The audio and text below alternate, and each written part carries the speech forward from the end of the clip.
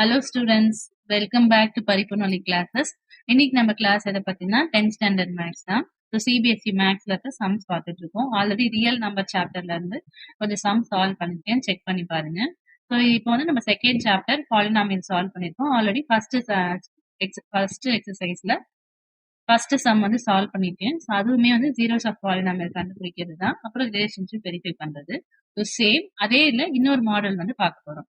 So எப்பயுமே வந்து நம்ம ஃபேக்டரைஸ் பண்றதுக்கு 3 டேர்ம் இருக்கும். 3 டேர்ம் வச்சு ஃபேக்டரைஸ் பண்ணி நம்ம 2 ஃபேக்டர் இல்ல ஜீரோஸ் ஆஃப் பாலினாமியல் நம்ம கண்டுபிடிச்ச முடியும். இங்க வந்து நம்மளுக்கு 3 டேர்மா இல்லாம 2 டேர்மா இருக்கு. அப்ப இது எப்படி பண்றான்னு பார்க்கலாம்.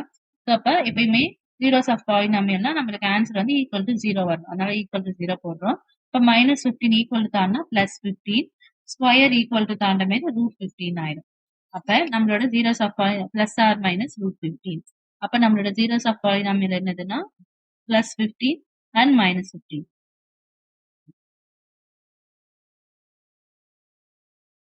plus √15 minus √15. ஸோ நம்ம ஜீரோஸ் ஆஃப் பாலினாமியல் கண்டுபிடிச்சிட்டோம். அந்த கொடுத்திருக்க ஈக்குவேஷன் வந்து ஜீரோஸ் வந்து கண்டுபிடிச்சாச்சு. ஸோ நெக்ஸ்ட் கொஸ்டின்ல என்ன சொல்லிருக்காங்க, verify the relationship with the coefficient. இப்போ ஃபார்முலா என்னன்னா sum of zeros equal to minus coefficient of x by coefficient of x square. So இப்போ நான் இங்கே சம் ஆஃப் ஜீரோஸ் பண்றேன். சம் ஆஃப் ஜீரோஸ் வந்து ஒரு ஜீரோ வந்து +√15, சம்மன்றதுனால பிளஸ், இன்னொரு ஜீரோஸ் ஆஃப் பாலினாமியல் வந்து -15. பிளஸ் ஆஃப் மைனஸ் வந்து மைனஸ், +√15 -√15 கேன்சல் ஆகி 0 வந்துடும். இப்போ இங்க நம்ம கோஎஃபிஷியன்ட்க்கு சப்ஸ்டிட் பண்ணுவோம். Minus coefficient of x. இப்போ இங்க எல்லாமே வேரியபிள் டீல இருக்கிறதுனால நம்ம டீன்னு மாத்திக்கலாம். அப்ப coefficient of t by t square. இப்போ கோஎஃபிஷியன்ட் ஆஃப் டீனா நம்மளுக்கு கொடுத்துருக்க கொஸ்டினே வந்து டி ஸ்கொயர் -15 நம்மளோட கொஸ்டின். இங்க டீன்ற டேர்மே இல்ல. அப்ப என்ன வரும், minus of 0. Coefficient of t square வந்து 1.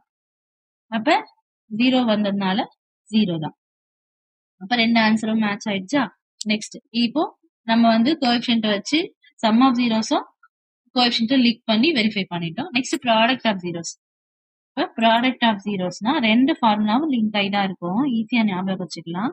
சம் ஆஃப் ஜீரோஸ்க்கும் ப்ராடக்ட் ஆஃப் ஜீரோஸ்க்குமே வந்து கீழே வந்து கோஎஃபிஷியன்ட் வந்து கோஎஃபிஷியன்ட் ஆஃப் எக்ஸ்னா எக்ஸ் ஸ்கொயர், டீனா டி ஸ்கொயர். மேல வந்து அந்த ஃபார்முலால வந்து மேல வந்து மைனஸ் கோஎஃபிஷியன்ட் ஆஃப் டீன்னு இருக்கும், இந்த ஃபார்முலா வந்து கான்ஸ்டன்ட் டேர்ம்ல இருக்கும். அவ்வளவுதான் டிஃபரன்ஸ்.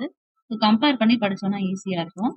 ஸோ இப்போ கான்ஸ்டன்ட் டேர்ம் கொடுத்துருக்க கொஸ்டின்ல கான்ஸ்டன்ட் டேர்ம் என்னது -15, கோஎஃபிஷியன்ட் ஆஃப் டி ஸ்கொயர் வந்து 1. ஸோ அப்போ ஆன்சர் வந்து இங்க இந்த கோஎஃபிஷியன்ட் கம்பேர் பண்ணி வந்த ஆன்சர் வந்து -15.